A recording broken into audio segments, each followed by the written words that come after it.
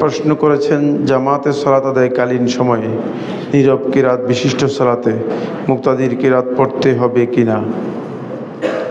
হ্যাঁ, মুক্তাদি কিরাত পড়বেন। মুক্তাদি সূরা ফাতিহা পড়বেন এবং কিরাত সম্ভব হলে তিনি কিরাতও পড়বেন। তবে সূরা ফাতিহা তো অবশ্যই পড়বেন। জোহর ও আসর ফরজ 4 রাকাত, মাগরিব শেষে 1 রাকাত, এশা শেষ 2 রাকাত। এই সালাতগুলোতে মুক্তাদি অবশ্যই সূরা ফাতিহা পড়বে। সূরা ফাতিহা পড়াটা রুকন, পড়তেই হবে। সূরা ফাতিহার পরে মুক্তাদির কিরাত পড়াটা হচ্ছে সুন্নাহ। মুক্তাদি যদি ইচ্ছা করেন তিনি কিরাত পড়তে পারেন। শেখ ইবনে উসাইমিন রাহিমাহুল্লাহ তাআলা তার ফতোয়ার মধ্যে উল্লেখ করেছেন, তিনি বলেছেন যে সালাতের মধ্যে কোনো জায়গা নেই, এমন কোনো জায়গা নেই যে সালাতের মধ্যে মুক্তাদি অথবা ইমাম ফাঁকা দাঁড়িয়ে থাকবেন। কারণ আপনি তো এখানে জিকির করতে আসছেন, ঠিক না? হয়তো কেরাত অথবা জিকির, কেরাত অথবা কি জিকির, তো আপনি ফাঁকা দাঁড়িয়ে থাকবেন কেন? সুতরাং ফাঁকা এখানে অবসর থাকার কোনো জায়গা নেই।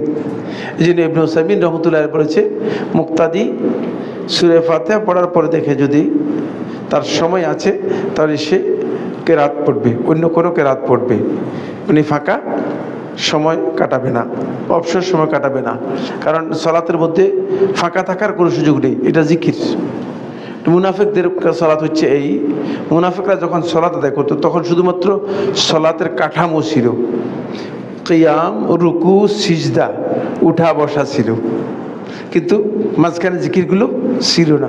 এটাকে আল্লাহ তাআলা কোরআনের মধ্যে বলেছেন, ওয়ালা ইয়াজকুরুনাল্লাহা ইল্লা কালিলা। আল্লাহ তাআলা জিকির করে না, সামান্য মাঝে মধ্যে।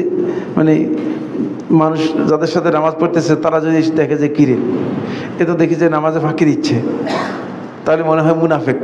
এই জন্য মাঝে মধ্যে কি করতো, শোনানোর জন্য কয়েকটা করতো আর বাকিটা করতো না। সুতরাং এখানে ফাঁকা কোনো জায়গায় নেই। কেরাত পড়াটা হচ্ছে সুন্নাহ। যদি কেরাত না পড়েন সালাত হবে না, এটা শুদ্ধ নয়, সালাত হয়ে যাবে।